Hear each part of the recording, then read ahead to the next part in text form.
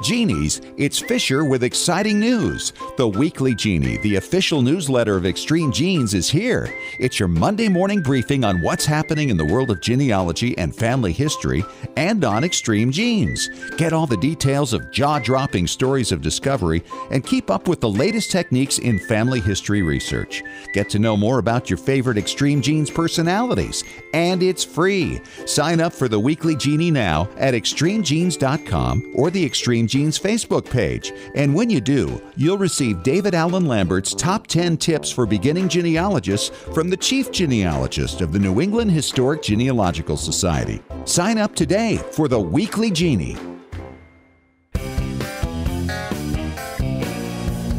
It's been this way for generations.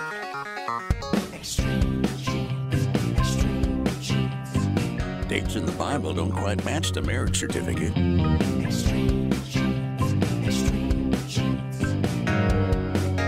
Uh-oh.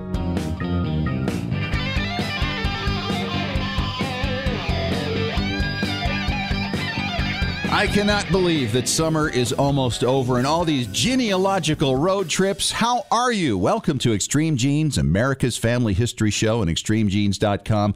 I am Fisher, your radio root sleuth, on the program where we shake your family tree and watch the nuts fall out. And later in the show today, Thomas McKenty is here. He's the founder of High Definition Genealogy based in Chicago.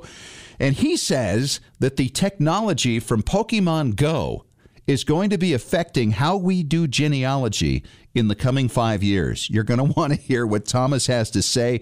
It's pretty interesting stuff. That's in about 8 minutes. Then Jill Morelli's in later in the show. She's a genealogy lecturer, and she's going to tell us about insanity in the U.S. and what records we might be able to find on those of our ancestors who were deemed a little bit off. And most of us have those people in our lines when you get into the research. So that's going to be very interesting. Hey, just a reminder, by the way, you can sign up for our brand new newsletter from Extreme Genes, the Weekly Genie, on our Facebook page, or go to extremegenes.com. And when you do that, you will get the top 10 tips for beginning genealogists from this guy, the chief genealogist of the New England Historic Genealogical Society and AmericanAncestors.org. It's David Allen Lambert. David, you've been traveling on genealogy missions here the last little bit. What have you been doing the last week? Well, I decided earlier this week to leave Beantown and go to where my ancestors came from. About 20 miles north of Boston is the coastal city of Newburyport, Massachusetts, where my family lived from 1635 to about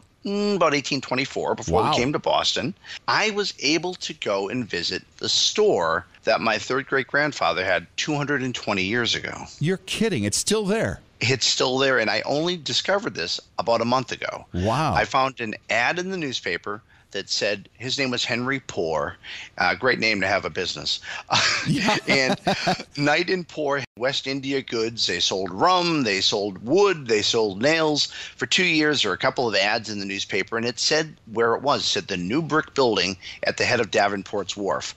Well, Davenport's Wharf doesn't exist, but where the location still is, and his new brick store is now the Newburyport Art Association home since 1969. Wow. Built like in the 1700s. 1795, my family had a store there from 1796 to about 1798.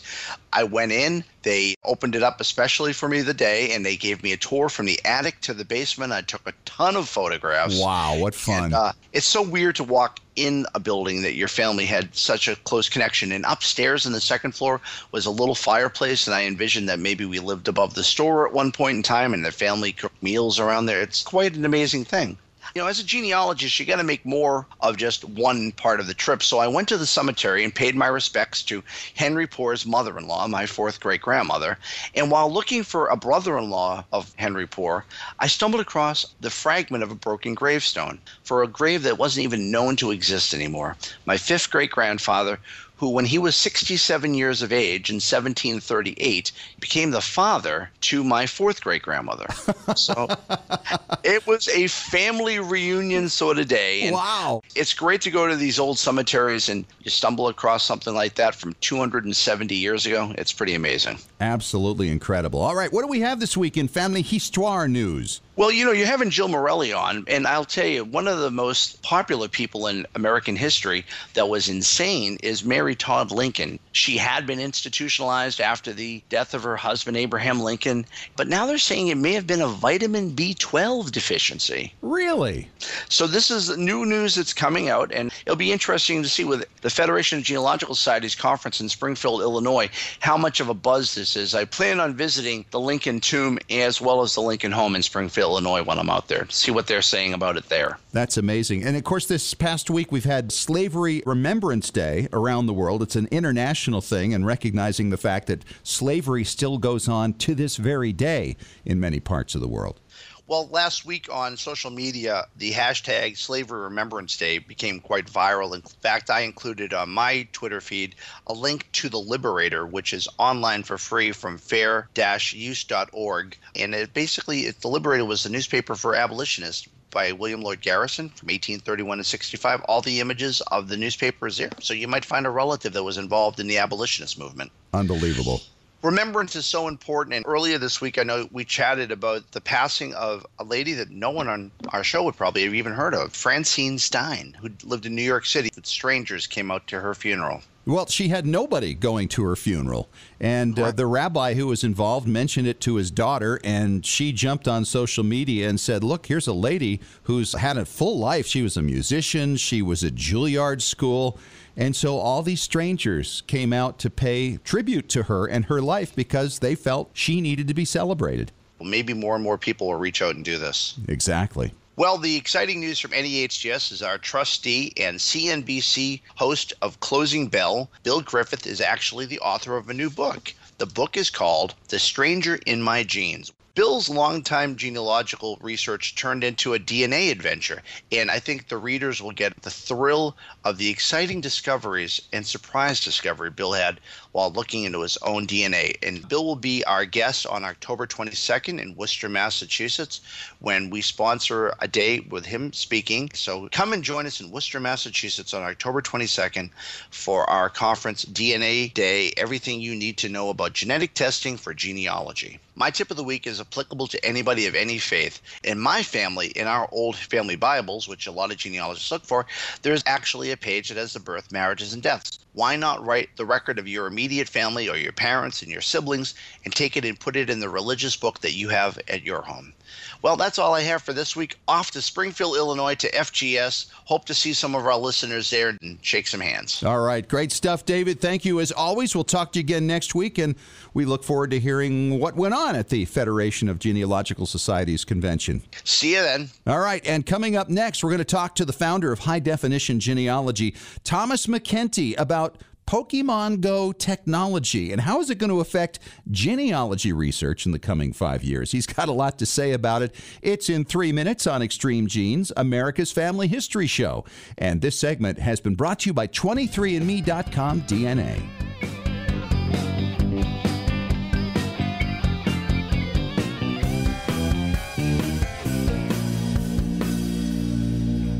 Extreme Genes is sponsored in part by 23andMe.com, a personalized genetic service that helps you understand what your 23 pairs of chromosomes, your DNA, say about you. 23andMe.com gives you a snapshot view of your DNA with more than 60 detailed reports on your health, traits, and ancestry, plus tools to explore and compare your DNA with family and friends. 23andMe.com is the first and only genetic service available directly to you that includes reports that meet FDA standards. Here's how it works. Order your DNA kit from 23andMe.com. Provide your saliva sample from home and mail it back to a CLIA-certified lab. Then you'll be notified when your reports are ready online. You'll also receive ongoing reports as new genetic discoveries are made and as 23andMe.com is able to clear new reports through the FDA. See why more than 1 million people are experiencing their genetics with 23andMe.com. Order your DNA kit today at 23andMe.com.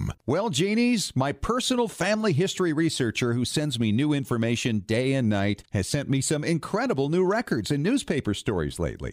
Hi, it's Fisher, and the name of that researcher, by the way, is myheritage.com. It's the hardest working service in genealogy, looking for records of your family 24 hours a day, 7 days a week. Yes, even while you're sleeping. How does it work? MyHeritage uses hundreds of algorithms to match your ancestors to over 5 billion records from around the world. world, and with 97% accuracy. That means no more wasting time figuring out whether or not a match really is a match. I hear from listeners all the time who are shocked with how much information is accurately found and then passed along. And now MyHeritage will translate your ancestors' names into English or any other language you like from foreign records. In fact, it works with over 40 languages. No one else does this. Whether you're a beginner or seasoned researcher, you need MyHeritage.com. You know, everybody needs a place of their own to plant their family tree, preferably one that no one else can mess with and only you can control. That perfect place is Roots Magic. Roots Magic has been a family history standard for years, and now Roots Magic 7 is on the market. It's an award-winning genealogical software program which makes researching, organizing, and sharing your family history easy. You can start from scratch or import data from other software, or even Family Search. Roots Magic also automatically finds records relating to your ancestors from MyHeritage, Family Search, and soon Ancestry and Find My Past. You can use it to create beautiful charts, reports, and books. And have you ever thought about making your own family history website? Roots Magic can make that happen too. And of course, there are free videos, guides, and technical support to help you along.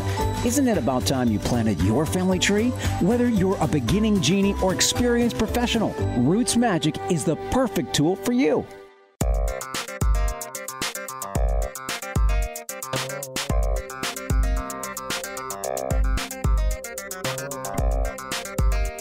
And we are back. It's America's Family History Show, Extreme Genes and ExtremeGenes.com. It is Fisher here, your radio root sleuth. And it was just last week. I was out for a walk in the park with my wife and just about got run over by like 3 people looking down at their phones and we kind of laughed and said, "Oh, Pokemon Go?" Guy looked up and smiled and said, "Yeah, just walked 8.5 miles." I'm thinking, wow, that is incredible. But there is one vision of what's going on with Pokemon Go that could apply to what we're doing with family history. And the guy with that vision is the founder of High Definition Genealogy in Chicago, my good friend Thomas McKenty. Hi, Thomas. Welcome back to Extreme Genes. Thank you so much. Thank you. Yeah, I'm really psyched about Pokemon Go, and I'm a rudimentary player. Are you? You know, poking around at Pokemon Go, but I'm really interested in the concept of augmented reality and how I really think it's going to change the face of genealogy in the next few years. Well, let's talk to people who aren't really familiar with it other than the name, exactly what augmented reality means, how it applies to Pokemon Go, and how this could change our world. First thing is you have to have an open mind. I think a lot of genealogists, right, when they saw it, they thought it was a fad, they dismissed it out of hand. And I think we need to, as a community, as an industry, take a closer look at it. And the first thing is people need to understand augmented reality is very different than virtual reality. Right. Virtual reality is a technology that is developing on its own.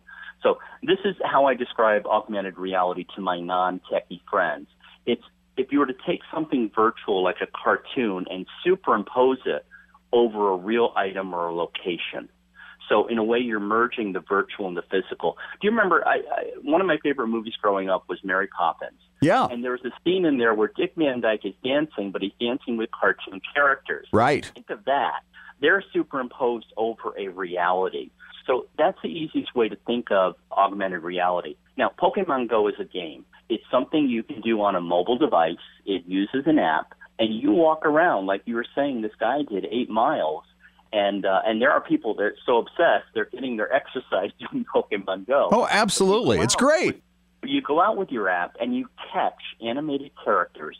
Now, Pokemon is a Japanese children's game that came out probably almost 20 years ago. Yep. So what's happened is, you know, you can walk around your neighborhood or go to buildings or whatever, and if you have the Pokemon Go app, you'll see, oh, here's a character that I can catch.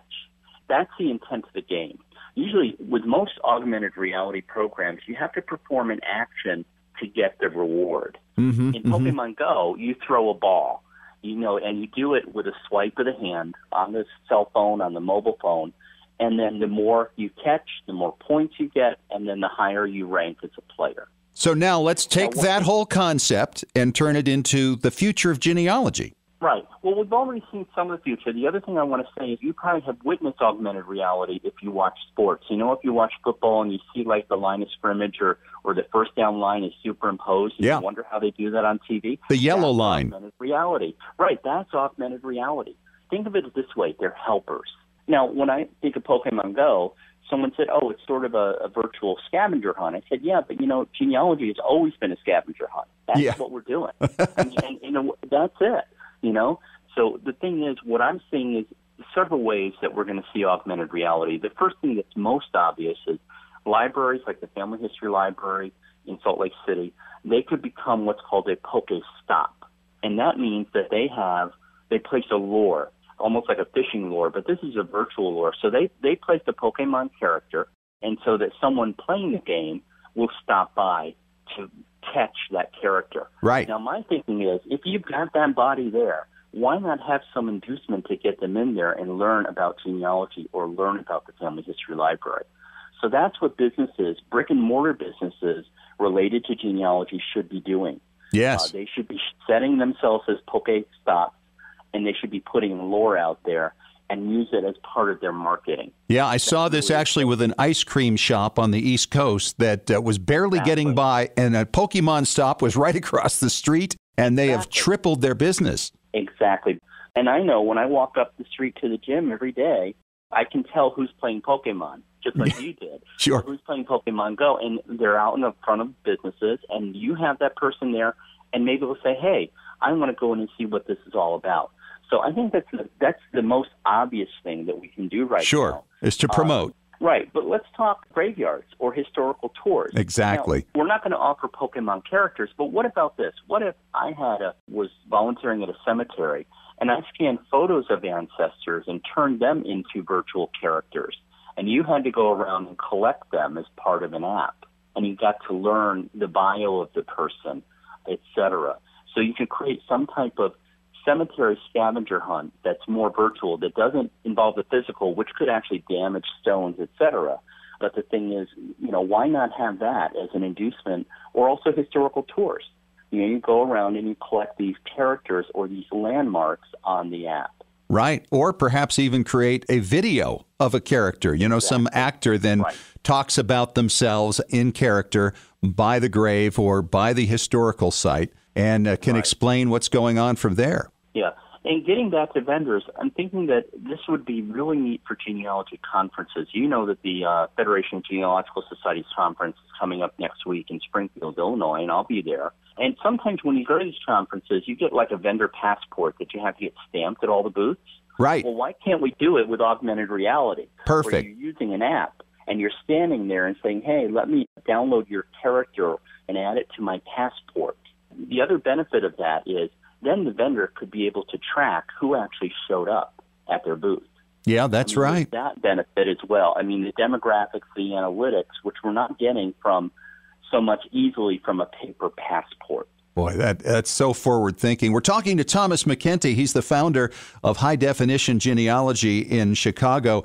And Thomas, how long do you think it will be before we start seeing some of this augmented reality, as you call it, being introduced into the genealogy world? I'm thinking, you know, that at Roots Tech next February that's coming up, it would be great to see this somehow in the vendor hall, in the expo hall. That's where I think we're going to see it first, because Roots Tech has been so forward-thinking on technology. I also wouldn't be surprised if with the Innovator Summit that's coming up, that somehow there's augmented reality in one of those apps that's entered in the competition. But I really think it's going to take about 5 years for us to be comfortable with this. We're talking about the gamification of genealogy, and in a way, it's already gamified. Think about it. When you do a tree on Ancestry, you know, in a way, they make it's fun. It's a game. You're providing information. You're building stuff. So this really isn't that far removed from the gamification concept. Yeah, you're really right. It's taking a puzzle and taking it to a different level. Because I've always looked at it as like being a big jigsaw puzzle with no edges, you know, working from the in, working out. And with this, it's a whole different type of game, but I think certainly more appealing to especially younger people. Yes, exactly. And there's one little twist on this that I've noticed is more like something old is new again. My ancestors, you know, they lived at a time, you know, in upstate New York where their sense of direction was based on landmarks. Right. They didn't have street names. They didn't. It was all rural, right? Yeah, the white tree in the corner, of the lot, yes. Well, in a way, if you look at it, look at what GPS is doing now. We no longer need names. We have a voice that tells us, turn here, do this, do that. Right. And so with Pokemon Go, if you look at it closely, they don't use street names. Their interface just uses buildings and a real-time map. So are we getting back to the point where the streets have no names? Are we getting to that point now where we're not going to be using street names like we used to? What impact is that going to have on genealogy? Well, that's an interesting thought, because that's such an important thing, as to knowing where people lived and how they, where they received their mail, that type of thing. Right. But in terms of the gamification of genealogy, you're right. Who would need it? Right, exactly. And, I know, look at some of the early censuses in the rural areas. They don't have road names. They don't have street names. They just say the post road, and there are no house numbers. It really wasn't until you got into more urban areas that they started to have street grids and addresses, because the postal delivery was expanding and there were more people, et cetera. But I grew up in a small town in upstate New York, and you just said, go down the hill, turn left by so-and-so's gas station, and that's how we had a sense of direction. Yeah. So I'm wondering if long-term that we'll get back to that, where we're so dependent on devices and augmented reality that we forget, that used to be called, this street or that street. Wow. I mean, just very forward thinking, Thomas. Love hearing about this and thinking about what's still to come here in the next 5 years. Now, you've got a lot of great stuff going on right now, by the way, helping people find bargains on genealogy products. Tell us about that. Yeah, I have a site that's it's a little bit over a year old. It's called Genealogy Bargains, and it's actually at genealogy.bargains. .bargains is a domain I didn't even know about until about a year ago. Right. And, if you check every day, Monday through Friday, I've got special exclusive coupons like free shipping or a 15% discount at Shop Family Tree or one of those. If you're looking for DNA tests, anything like that, I have my finger on the pulse in terms of the latest sales. A lot of times the vendors will come to me first and they'll say, hey, we're about to run a sale. Could you get the word out? So you can also sign up for the newsletter and get email alerts. But at genealogy.bargains, that's where because genealogy is not cheap. Everyone thinks, it's a hobby. Yeah. But the thing is, by the time you look at it at the end of the year, you're subscribing to this and that, you're buying this and that. And, if you can save a penny, as my great-grandmother said, $5 is $5. Exactly. He's Thomas McKenty, the founder of High Definition Genealogy. Thomas, always great to talk with you. You're making my head spin a little with what we've chatted about today, but let's see what happens, right? All right. Thanks a lot. This segment has been brought to you by FamilySearch.org. And coming up next, we're going to talk to Jill Morelli. She's a genealogical lecturer, and she's been studying what happened to our insane ancestors and where are the records. It's coming up in 5 minutes on Extreme Genes.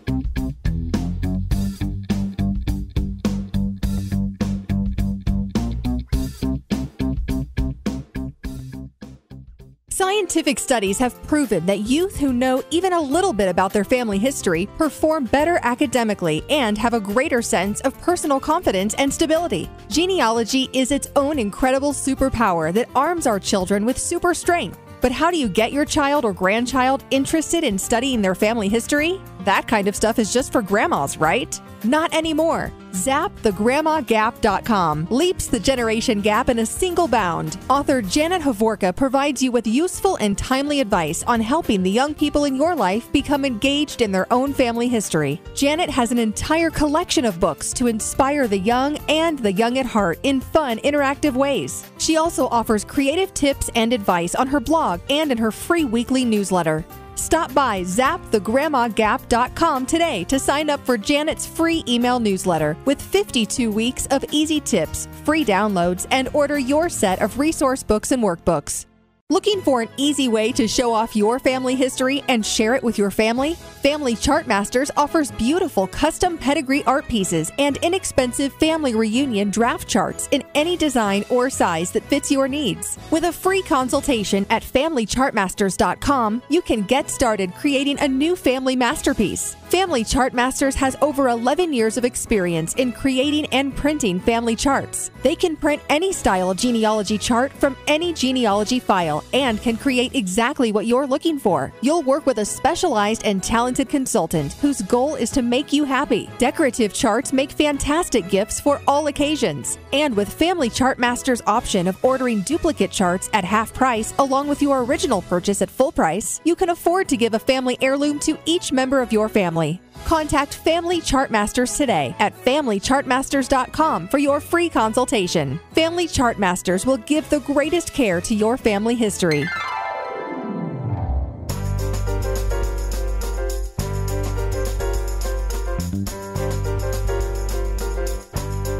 You found us, America's Family History Show, Extreme Genes, and ExtremeGenes.com. It is Fisher here, your radio root sleuth.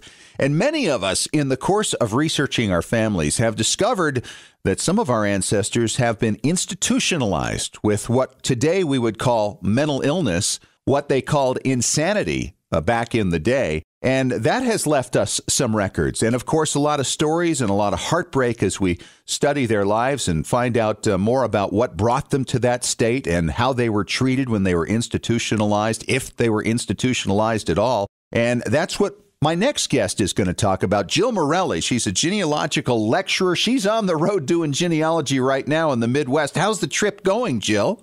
Well, it's great fun. I've been to a lot of different repositories and found a lot of information, including another individual that was labeled and certified as insane in my family. So I'm hot on his trail right now. Well, I think anybody who's actually going from repository to repository to repository might be labeled that way themselves at some point.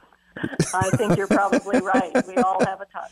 There you go. Well, tell us a little about this background. You've studied it quite a bit, and you've done some great talks on it. I know you gave one at Brigham Young University in Provo, Utah, not long ago. The insane asylums of the 19th century. Records are out for those these days, and we'll get into that in just a little bit. What have you learned about them, how they came into use, and how they've improved over the years?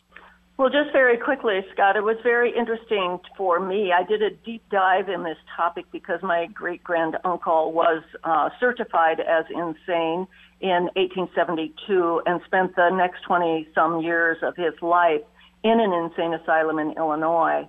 I found a number of things that were particularly interesting, just kind of in that first historical review. Institutions in the United States of physical brick-and-mortar place really didn't come into being until around the Civil War time and a little bit after. Dorothea Dix was actually quite important in the mental health field in the 1840s in getting Massachusetts to recognize that the incarceration of the insane in prisons with shackles, no food, no heat, was not the right way to treat the insane. And she got the legislature to allocate funds for one of the first, certainly not the first, brick-and-mortar institutions for the insane. She then became quite a crusader across the entire United States at the time. And even in Illinois, she was invited to come to Illinois. She did the same county-by-county research. She came before the legislature, and they, too, started establishing brick-and-mortar locations starting in about 1850. The sense of the institution was similar to that of the Quakers in York, England, who created the retreat. And that was good food, good air, lack of stimulation of outside family, and good work when able to do so. So in some regards, these original institutions look very bucolic. Yeah, I would imagine so. You know, we see portrayals of institutions even in the 20th century, such as One Flew Over the Cuckoo's Nest, showing them as being in a really horrible situation. And obviously they are, because they're trapped within their own minds. But the way they're perceived and the way they're treated by family members and other people within the officialdom that surrounds their position at that time. What have you seen over the years? Is it better now, would you think? I know it certainly attempts to be, but is it really? I would say it's not better now. Pretty much through the 1800s until about 1895, this bucolic approach was the only way that they had to actually treat the insane. I don't wish to make it sound like it was great. Incarceration of any kind is subhuman in some way. But there was a basic respect that you went in and out of levels of disassociation. And so as a consequence, they accommodated those. Then we got to a point of where doctors felt it was something you could cure. So it was just a matter of curing it. And so what they tried between 1895 and 1950 was to find a cure for it by subjecting those who were in insane asylums to horrific experimentation, including sterilization, phlebotomies, etc. About the time that we start seeing compliance come into effect, which is the 1950s, we start seeing a shift. But the problem then is that no one wants to pay for it. And so basically what we have here is a shift to a lack of payment to keep those who really do need help in a 24/7 situation. We just don't have the facilities for it anymore. And so it's just very difficult, I think, to see how we treat the insane today. So the question would be, I'm sure, from a lot of people, because I think all of us have run into this, anybody who's been doing this for some time. I know I have a great-great-uncle. I know my grandfather's first wife's mother was in, and they're in for like 25 years or 30 years. I mean, they're in pretty much for most of their adult lives when they get in there. Where do we find records of these things? And are many of them online at this point? What percentage would you say? Well, of the actual records of those who are confined to institutions, it's very difficult to find those. They aren't online. They're held at the state level usually, if it's a state institution, and most were.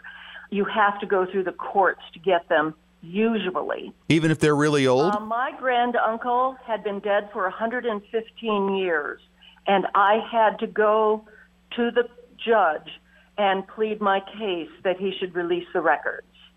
That's incredible. But it is interesting what is online. And partially because he had been incarcerated during the 1800s when there was no compliance, there was no HIPAA regulations, he's in the newspaper as being taken away. And these are listed in the newspaper because it was the obligation of the superintendent to report back to the county as to how their charges were doing. I had a large number of records. The 1880 census includes a health column. If our listeners notice that there's a check mark in that health column, they definitely should look at the dependent, delinquent, and defective non-population schedule. Right. Because that check mark in the health column means that there's another entry. And that other entry has a wealth of information in it. So census records and digitized newspapers, the key, and maybe even some of the state resources, if you can get the courts to let you have them. After 115 years, that's insane itself. It is, and it is state by state, and I really want the listeners to understand that. There are some states that allow the release of them automatically when requested if they are X number of years old, but you really do have to do your research to find out. My records were held in 2 different locations, at the institutional level and at the state level. I hired a lawyer. The lawyer made a petition. The petition went to the judge. The judge requested the records, and then he released them to the lawyer who released them to me. She's a genealogy lecturer. She's Jill Morelli, and she knows about the insane and how we can find them. And Jill, thanks so much for your time. Have a safe trip and a successful one. Thank you. Appreciate it very much. And this segment has been brought to you by RootsMagic.com. And coming up next, it is Preservation Time with my good friend Tom Perry from TMCPlace.com. Yeah, it's that time to start getting ready for the holidays with your family history projects because it takes a little more effort, and he's got more tips on that on the way in 3 minutes.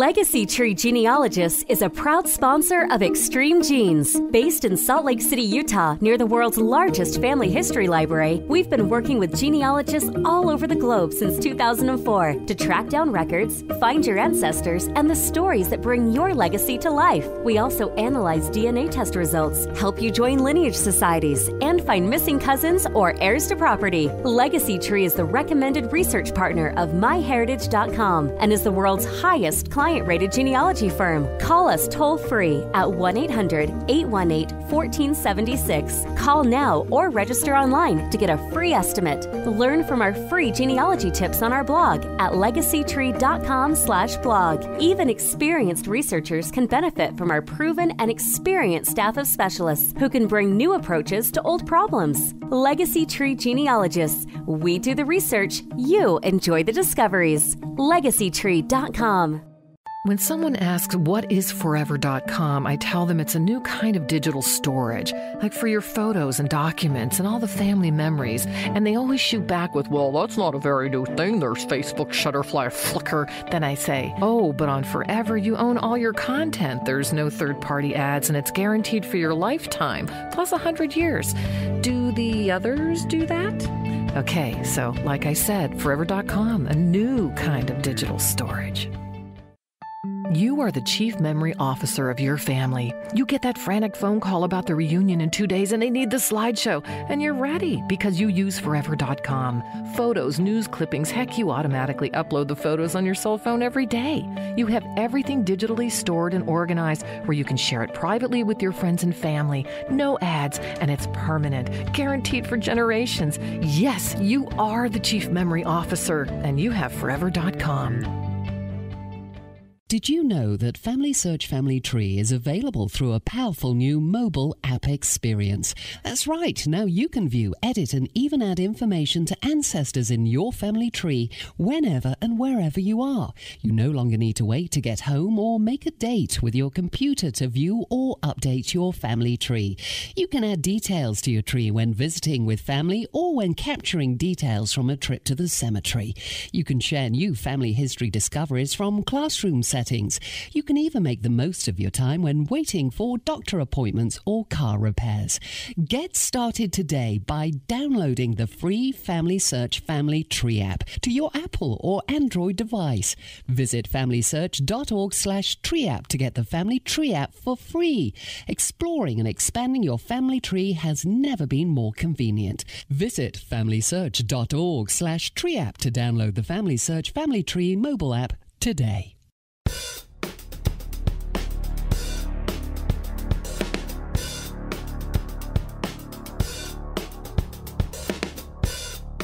Hey, it's preservation time at Extreme Genes, America's Family History Show, and ExtremeGenes.com. Fisher here, your radio root sleuth, and this segment is brought to you by our friends at Forever.com. Tom Perry is here from TMCPlace.com, our preservation authority. Hi, Tom. How are you? Super. We've been talking a lot the last couple of weeks about getting ready for the holidays, because this is the time you really need to prepare, not only to get your things digitized, but also to take what you get digitized and maybe turn it into something else, a show or a video or something you narrate. Let's talk a little about photos today. That's a good topic. Let's talk about that. Photos are easy to scan, but yet they're more complicated at the same time. Because? Okay, you have this big shoebox that has all these photos in that you haven't looked at in maybe 10, 20 years. And if you just take that to your local place to scan, they're going to take a lot of time to, organize it, which is going to end up costing you more in the long run. And there's going to be a chance of maybe getting something scanned that you weren't even interested in, or maybe missing something that you did want to scan. A lot of times, grandma or grandpa wrote on the back of the photos what it was.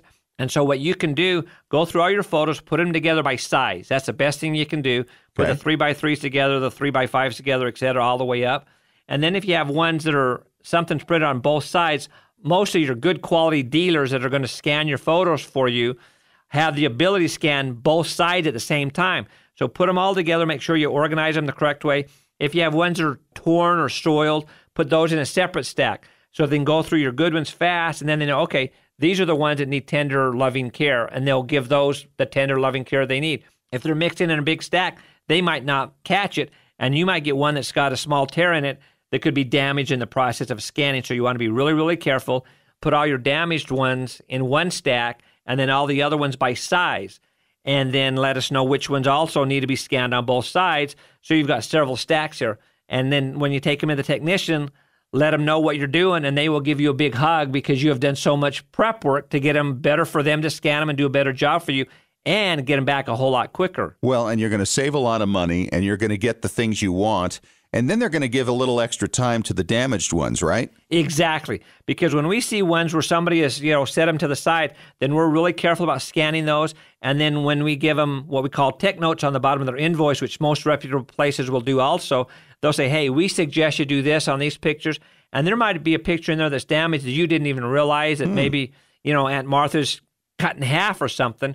And a lot of times you can go in and have these restored. Even if part of her face is missing, if you can find another photo of her, they can take the two together and basically reconstruct Aunt Martha and make her look beautiful once again. Do people really do that? I mean, at the end of the day, if I have a half of a picture of somebody, as long as I have many others of that person, it doesn't much matter.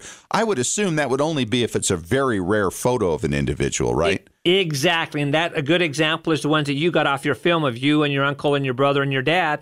Pictures like that are so unique and special that if they've been hanging on a wall towards a west window and they're all faded, or if you have one that got damaged, like it went through a flood or something, don't think you can't do anything with it. Bring it into us or anybody in your area that does photo restoration, and you cannot believe it. We had a family that brought in some old pictures, and 3 of their children had passed on. Oh. And they were in this family photo, and the photo wasn't even black and white anymore. It was like totally faded. But they brought in some other pictures that they had in other situations, and we could look at them. And between all these different pictures, we could make this family portrait look beautiful again. And then we even said, do you remember what color a dress she was wearing? Do you remember what his trousers were?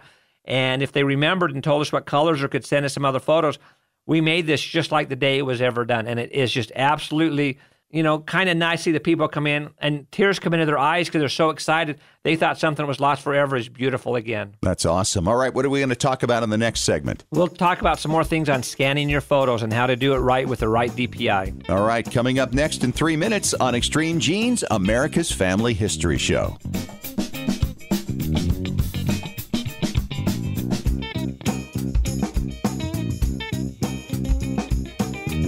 Looking for an easy way to show off your family history and share it with your family? Family Chart Masters offers beautiful custom pedigree art pieces and inexpensive family reunion draft charts in any design or size that fits your needs. With a free consultation at FamilyChartMasters.com, you can get started creating a new family masterpiece. Family Chart Masters has over 11 years of experience in creating and printing family charts. They can print any style of genealogy chart from any genealogy file and can create exactly what you're looking for. You'll work with a specialized and talented consultant whose goal is to make you happy. Decorative charts make fantastic gifts for all occasions. And with Family Chart Masters' option of ordering duplicate charts at half price along with your original purchase at full price, you can afford to give a family heirloom to each member of your family. Contact Family Chart Masters today at FamilyChartMasters.com for your free consultation. Family Chart Masters will give the greatest care to your family history.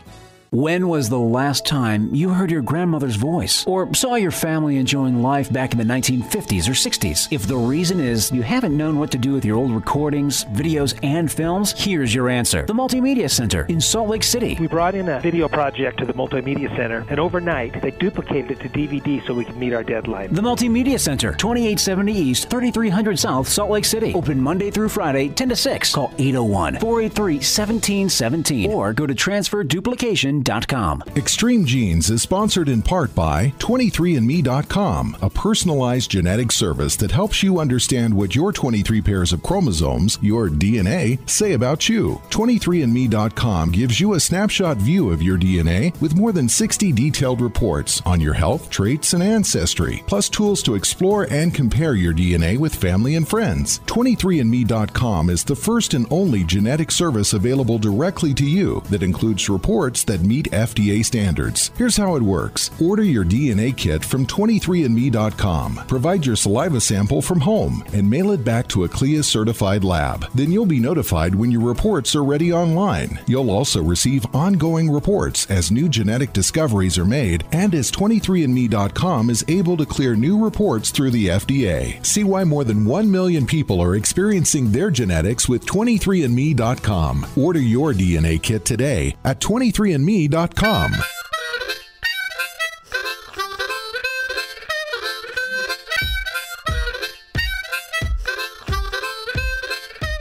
All right, back for our final segment of Extreme Genes, America's Family History Show, and ExtremeGenes.com. We are talking preservation, and there's a certain sense of urgency in the room, Tom Perry, because we got the holidays coming up, and we've been talking about photographs.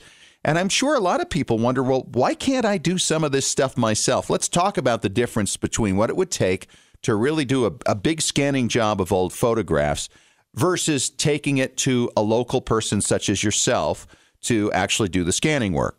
Right, and it's just like your garden. You can grow stuff in your backyard, but if you go to the farmer's market, you're going to have usually a lot better stuff because these people are professionals at doing these kind of things. And like I've told people over and over again, if I could go and buy something at a big box store, a scanner, I'd be saving a lot of money. Most of the good Kodak scanners and Nikon scanners we have are anywhere from $2,000 to $4,000. Wow. And so you're definitely going to get a better job.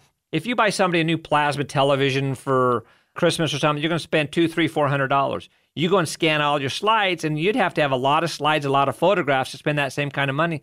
But that's something they're going to have forever. Yeah, and you never know what everybody's going to use. And like we talked about before, heritage collectors make some really good software that once you scan these photos, you can turn them into calendars, Christmas cards, all kinds of really cool things. So you want to make sure what you're starting off with is good.